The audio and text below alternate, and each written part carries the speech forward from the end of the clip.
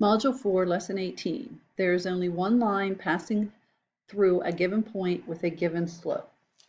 So recall that a positive slope, the line will go uphill in an uphill fashion. The negative slopes will go downhill from left to right. And you have to have a negative sign in front of a negative slope. If it doesn't say negative, it's not going to be a negative slope. So let's take a look here at a couple things from the classwork. And let me go ahead and zoom in on this. This is asking us if we can find the point where our line crosses the y-axis. So here's our origin. So this is the y-axis. We're trying to find where this line intersects with the y-axis, which would be at this coordinate in here in the middle. Well, we just need that coordinate then. So this would be 0, 3 for that point. Notice that, our equation also has a 3 in it. It's not the slope. Remember, the slope is the number multiplied times x. That other number, though, let's see if that works for a couple of these. Also, don't forget that when we find slope, if we're counting between spaces here, rise 1, run 2, uphill, positive slope, so our slope is 1/2, that also matches up. All right, so let's take a look at another one and see if this other number is going to always be our y-intercept. Here's our y-axis. Here's our origin. Here's our line. Point where that line intersects the y-axis is right there, and that will be at 0.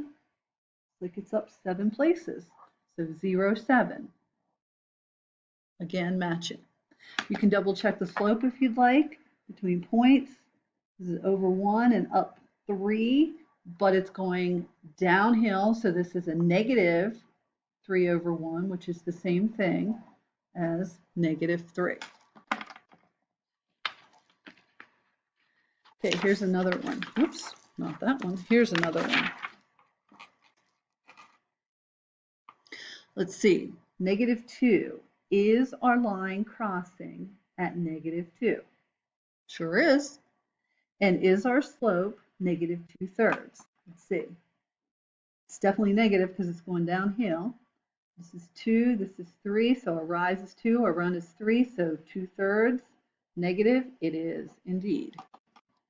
And one more of these just to check again. Our equation, y equals 5x minus 4. Here's our origin, down 4 places. That looks like where our line is going through. Checking the slope, it's going uphill, so it's positive 5 to 1, so positive 5 to 1 or positive 5, and that does match too.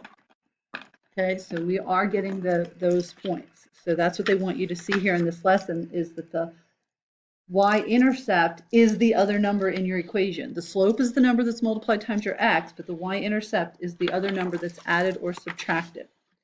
So let's take a look at a couple examples and kind of reverse this.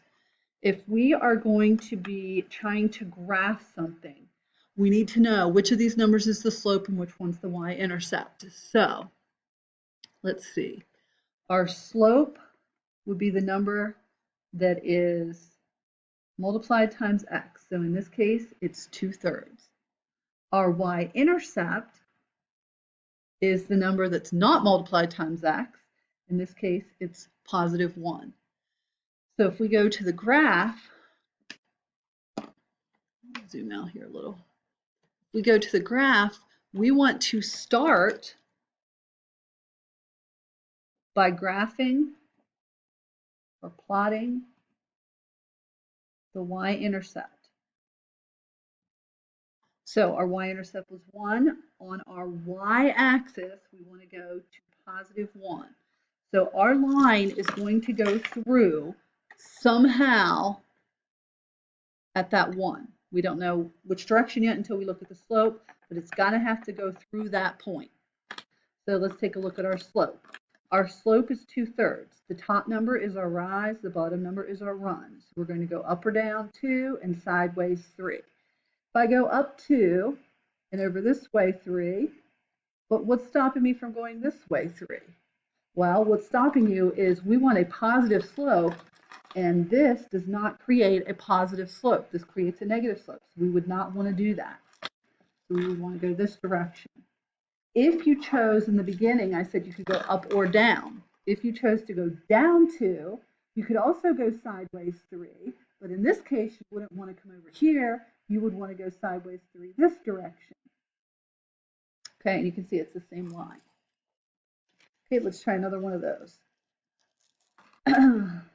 Slope, -3/4. Y-intercept, -2. So let's plot our y-intercept, because that's where we want to start. Y-intercept is at -2. That's our y-axis, -2. Now our slope is -3/4. So remember, we want to go up or down the first number and sideways the second number. So if I go up 3, and then I would have to go over 4, but if I do that and draw that line, that's not a negative slope. So if I go up 3 and over 4, this time I would want to use this dot, because that's how I would get a negative slope if I draw that. If I went down 3 and over 4, that point would work to give me a negative slope. If I went down 3 and over this way 4, that point does not work to give me a negative slope. So connect these. You'll see that they all fall in a nice, neat little line. And there's our line. All right, let's try one more. Identifying the slope and the y-intercept. The slope is our 4. The y-intercept is our -7. Now, our slope is +4. A lot of times we have slope written as a fraction. So how do I write a whole number as a fraction? I simply put it over 1. So I plot my y-intercept first, -7 on the y-axis, close to the bottom. And then my slope is 4 over 1. So from this point, I'm going to rise 4 spaces and over 1. I went up 4 and over 1. Now, if I come this direction 1, that creates a negative slope. I don't want the negative slope. This is a positive slope. And I don't have space to go down 4. So I'm just going to connect these. And there's my line. So steps, make sure you plot the y-intercept first, and then you use your slope to find another point. Rise and run. Make sure it's positive or negative so that it works in the problem.